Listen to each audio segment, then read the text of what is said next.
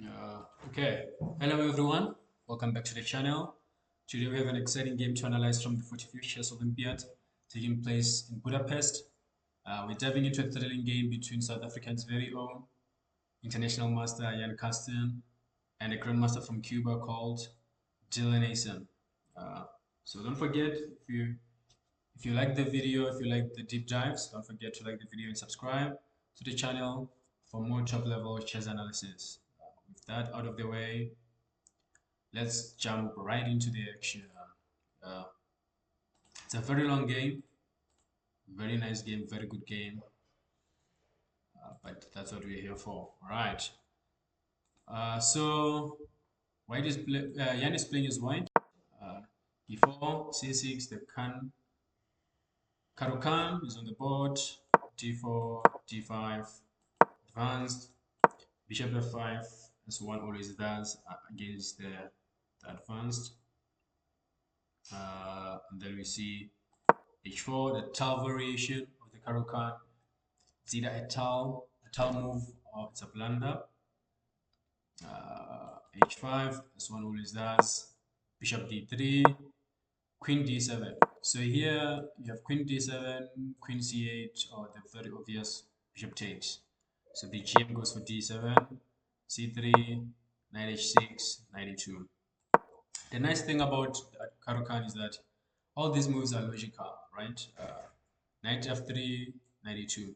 With knight f3, you are playing for knight g5, for f7, playing e6, right? With knight e2, you're playing for knight g3, giving pressure on the f5 and on the h5. So that's the nice thing about the Karukan. Knight e2, g6, bishop g5, bishop g7, takes, queen b3, queen d, and then e6. This is what we talked about. So the idea is to play this if you take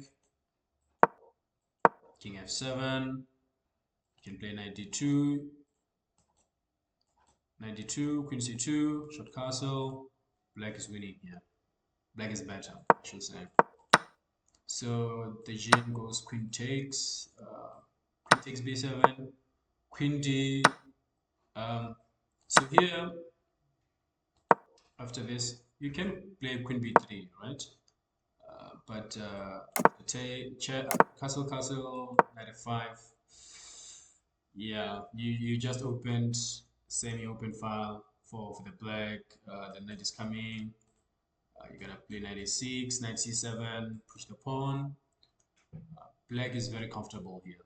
So Jan decides to commit.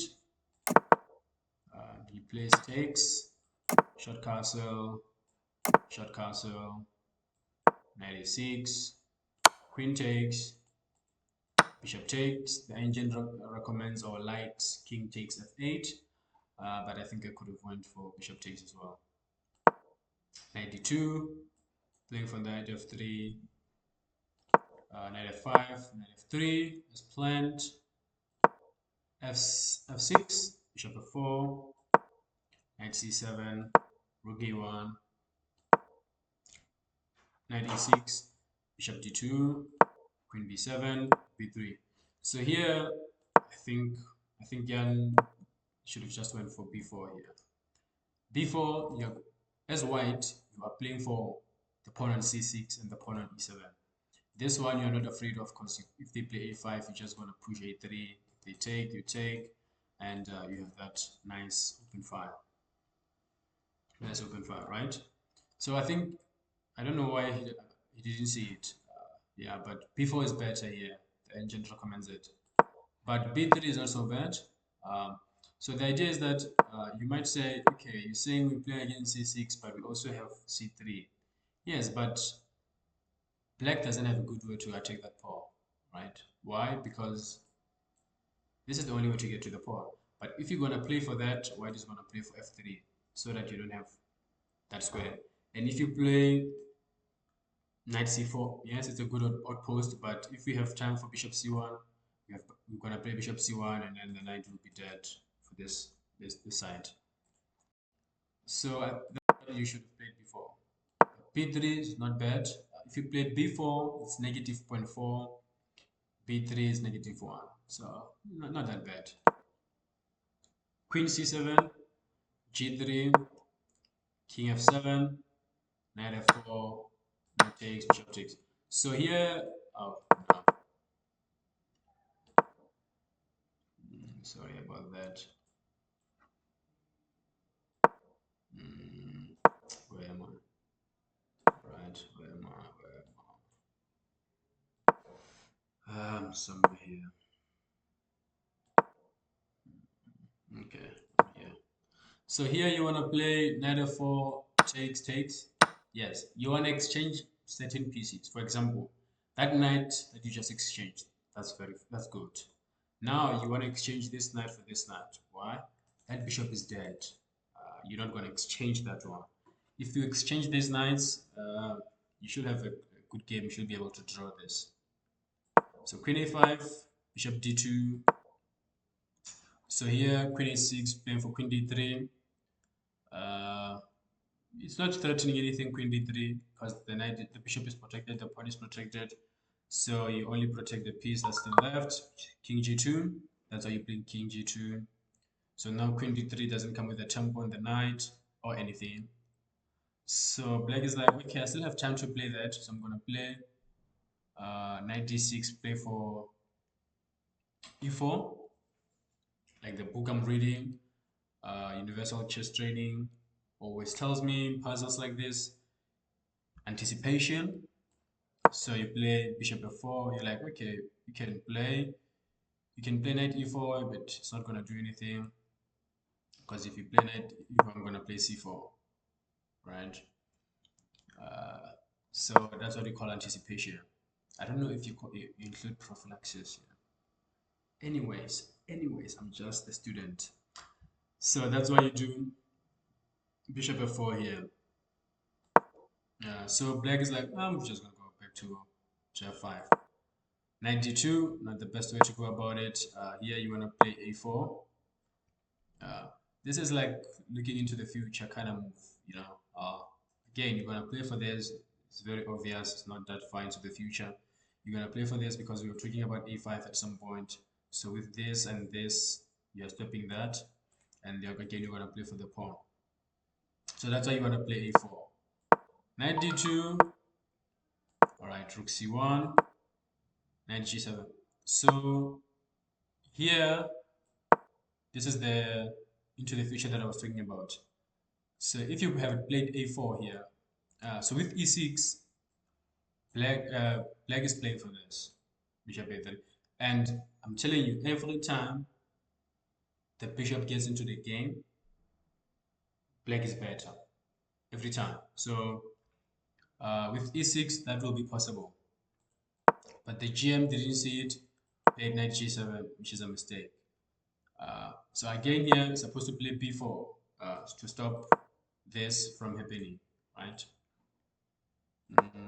Not to stop e6. E6 is happening to stop a3. That's why I just didn't have time to make. Come on, guys, come on. Yeah. So that's why you play b4 so that you stop this. Uh, or you can play knight f3 with the idea of saying, okay, now if you play e6, I'll either play bishop h6 or rook c to d1. I'm better.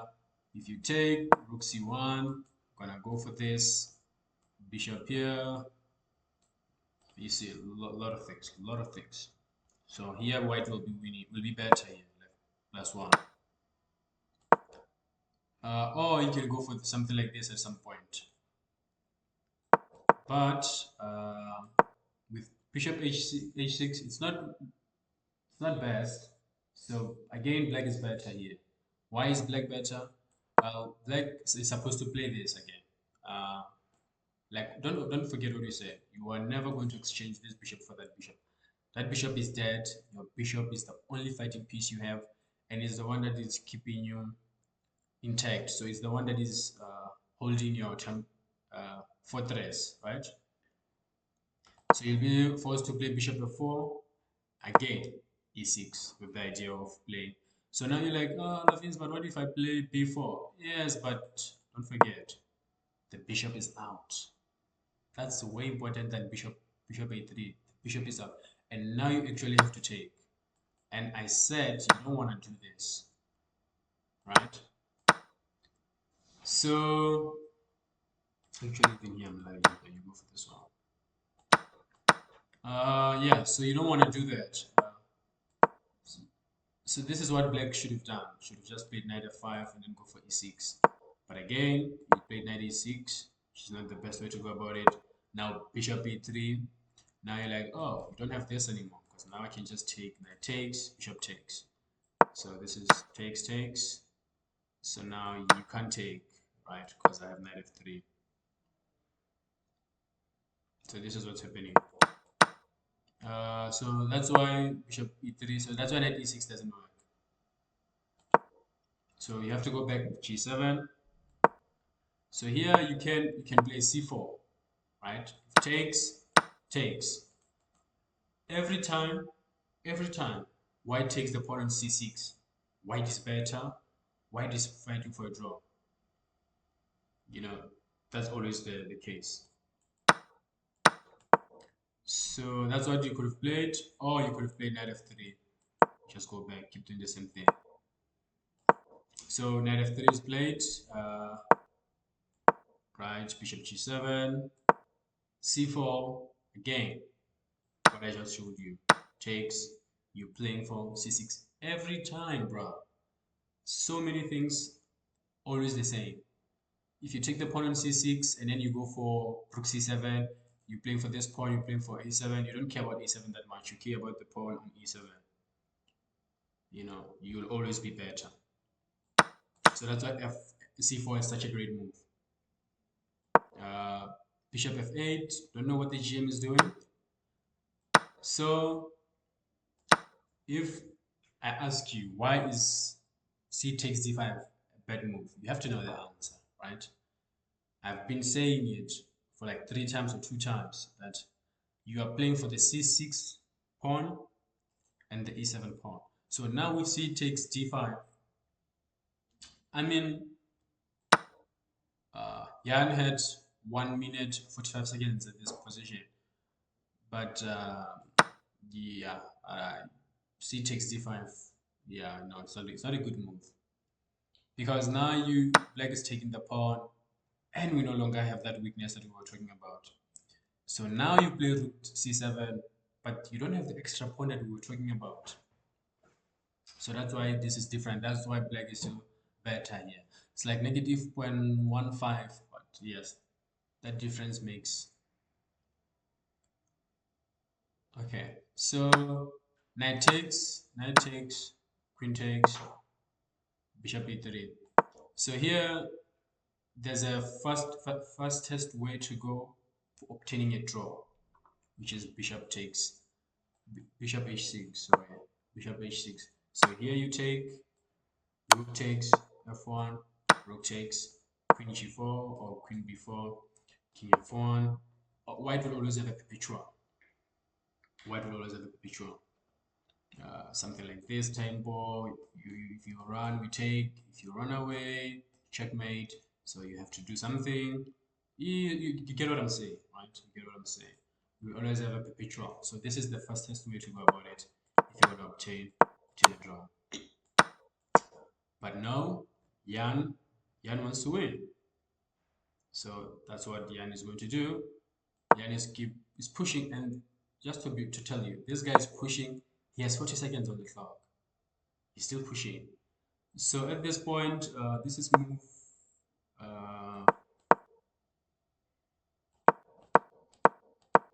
Yeah. So this is move. Move 38. So he has to do 2 more moves to get extra time. I think they get is it 30 minutes or something? I think it's 30 minutes. So queen b4,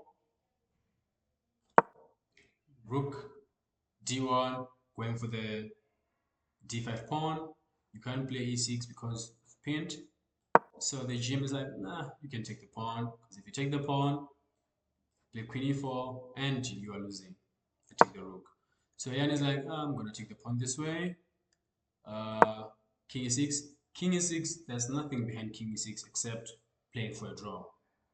So the idea is that rook takes, queen e4, king f1, takes, king e. You can't play here because then I have f3, and then the kings are on the center, my pawn. Even your pawns are very well put. You're gonna play this. You're just gonna play with the bishops, right? So we all know this is gonna be a draw. Uh, so that's why, yeah. So playing king e6 is going for a draw. But what did I say? Jan is not playing for a draw. Jan is playing for a win. So he plays rook a7, goes for the pawn. The GM defends and also attacks the pawn on a2. So he plays rook d2, protecting. King back. So now we play king h2. So the idea with king h2 is like we're going to do for if we go for the same setup, the same pattern, taking the pawn with the rooks. Now you don't have that queen b4, queen e4, check, and then taking the rook because you don't have a check. So that's the whole idea. Queen b5, rook c7. Now we go for the pawn this way. We're gonna play rook c5, rook takes. King e again, king e6, nothing except going for a draw. You'll see how. Yeah. Queen b7, bishop f4. So here, takes, king takes. So now you play f3 so that black doesn't have any of this. Again, gonna play e6. This the bishop is gonna play with the bishop. We're gonna draw at the end. So yeah, that's the whole thing. That's the whole theme here. So white is the one that is able to push for a win, some kind, because this setup here of bishop in the 3 pawns like this, it's a very good fortress, right? The queen, you have a useless bishop there um, that is playing possum, and yeah, so you don't have a check with the queen. So white is the one that is able to push, and the bishop will come into the game at that critical moment where if you play it, you are forcing something, right? So that's why black is the one that's pushing for a draw, even though they have a queen. So queen b7, bishop f4. Like I said, Jan is playing for a win, man. So here the GM is giving up a pawn, but now you're like, yeah, but Lavinci just give up a pawn. Yes, but now there's a difference. e5 with the tempo. The bishop is out. I always said if the bishop comes out, black is better. Yeah, now it's different now, because now the rooks are more developed, and the black king, is on the center. So many variables get into it. So now the bishop is out, but black has a better position. So again, it's a draw. So bishop e3, bishop b4, rook d1, queen c6, rook d7, queen c2. So here you have this idea of playing rook c1, because if you don't take the pawn, no, wait, white is gonna play this this idea at some point. Yeah, so it's not looking good. So you take, rook takes, and yeah, queen c4, rook b6. Yeah, that's the idea. Still a draw, but yes. Instead, we see rook a1. It's not losing, just negative 0.4. Queen b2. So here as black, you can play for this, saying, okay, now if you go for this, you don't have that pawn on a6, so you can't take it. So I'm winning. So, or you can go for this throwish line of playing bishop a3. But plays queen b2, rook d1, g5, h takes, f takes, king g2. Here you can play h4, takes, And this is always nice to have, especially since you open a file. So you want to something like this, maybe put the bishop here at some point. It's always nice to have something like that. And it will be very dangerous, especially since you are running out of time. So every time you make a calculation, always have to think about h3. So you can play for that. But instead we see queen c2, rook c1, queen takes, rook h1, engine moves, going for the h5 pawn, queen e2 protecting, rook c7, again going for the pawn, uh, bishop a5, rook, so here h check, king g h2, e4, rook c1, and this is where the GM blunders. So it should be important to tell you that at this point the GM has 1 minute. After this h2, he has 3 minutes 22 seconds, and then he took like 1 minute something to find this, which is fine. And at this point he has 1 minute 33 seconds. Rook c1. At this point Jan has 40 seconds, and then the GM plays this in 7 seconds. So he plays bishop b4. Natural looking move, but it's losing. But there's only one move that wins. Only one move. So I'm gonna give you some time to pause the video and find the move. This is the only move that wins. All right. Congratulations if you found the move. If you didn't find it, don't fret. Me and you should practice more. So the move is rook c6. The idea is very simple actually. Uh, every time I haven't coached a lot of people, but the beginners that I have coached, when it comes to patterns we've made, process of elimination. Here, if you check, black has 1, 2, 3, 4. 4 squares to go to. Now, if you are mating him, you have to keep eliminating the number of squares that they can go to. By doing that, you are submitting some sort of progress until they have one move and you say check, checkmate, right? So with rook c6, you just eliminated 3 squares. So if you can somehow checkmate, it's checkmate, right? So that's why rook c6 is winning. So here you'll have only this move to play, and then after, so you can play rook f7, king e5, bishop takes g5. Pretty much this is GG. This is GG. So that's why rook c6 is winning. So again, don't forget Jan has 40 seconds. So he finds rook h6. The idea is the same, right? Process of elimination. But this one, I think when you thought of it, it was like, I just need to give this one, come with the tempo, but then this, so you'll never have this square. Sorry about that. Sorry about that. I'll call this guy. I'll call him later. So that's why rook h6 is not a great move. It's a blunder, it's not losing. It just means you were winning, you didn't find the move, so now we're back to a draw. Again though, it's important to tell you that black has only one move to draw this, and that move is bishop f8. That's the move that they also play if you find rook c6. But the GM with 1 minute 26 seconds plays queen f3. Again, this is GG.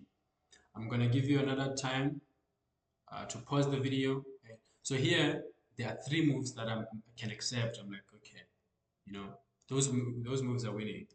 There's one move that we can say, okay, if you find this, we understand you didn't have a lot of time, still winning, but not the best. And then there's other one where we're like, okay, the theme of this, the pattern has always been that we've been talking about this move or this square. And then there's another one which is just crushing, you know, just crushing. So take your time, find the move, and come back. All right. So we start with the move where we're like, okay, you know, the theme. We understand you didn't have a lot of time, and especially for Jan, since he played Rook H6. The move that will make sense is Rook C7, with the idea of playing Rook G7 to Rook G5 checkmate. So because you already played H6, we can see that pattern, right? So this is the first move. The second one, Rook C6. We've been talking about this move for so long. And come on, who's gonna find King G4? Come on. Come on, who's gonna find King G4? Yeah, you are a GM. You didn't find King Bishop F8.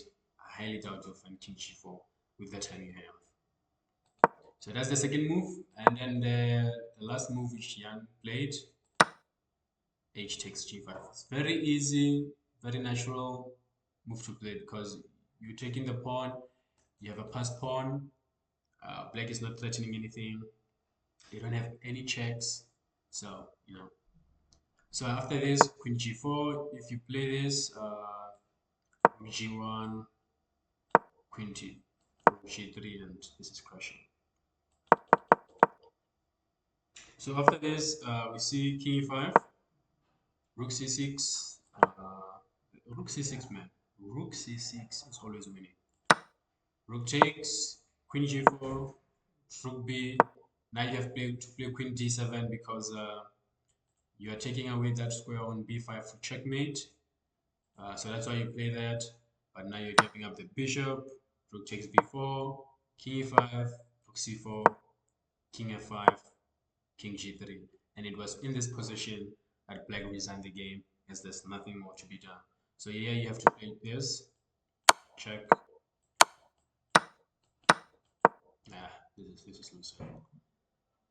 So yeah, this is just painful to watch. Yeah, so this is the game.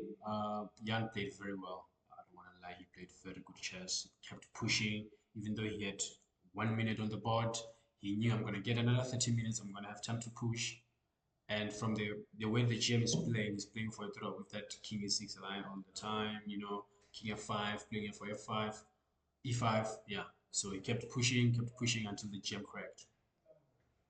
Yeah. So that was the game. Some summary on what happened. Round one for the open section, we won 3.5, 0.5. The only person who drew was Barish. His opponent played some weird stuff. Not that weird, man. He played, it was what? I think Barish also played the Karokan, and we saw the Tarash variation with 92.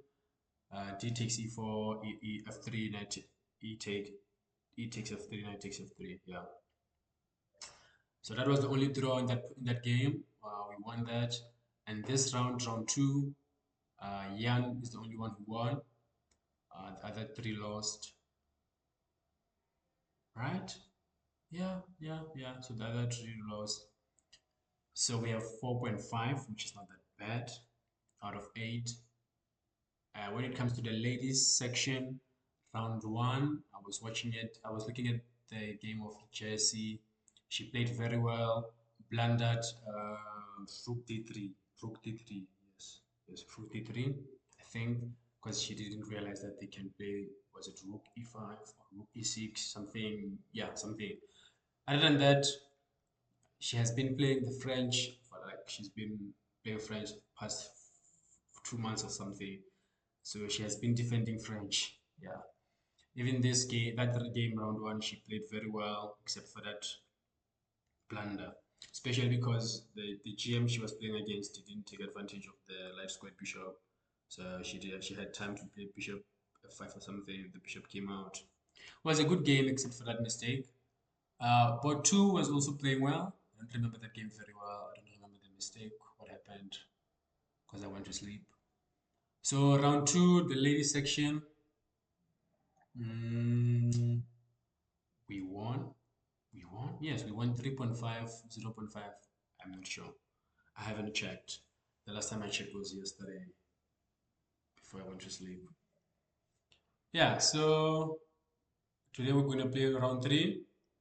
We'll check the games, we're going to watch the games. If I like a certain game, I will analyze it and share it with you guys. Other than that, if you have any recommendations, especially for countries in Africa, players from Africa, if you have any recommendations, send them to me and I will look at them. You can send them to my Instagram, in my Instagram. Yeah, and I will look at them. Anyways, I'll see you guys on the next video covering the Olympiad. Cheers.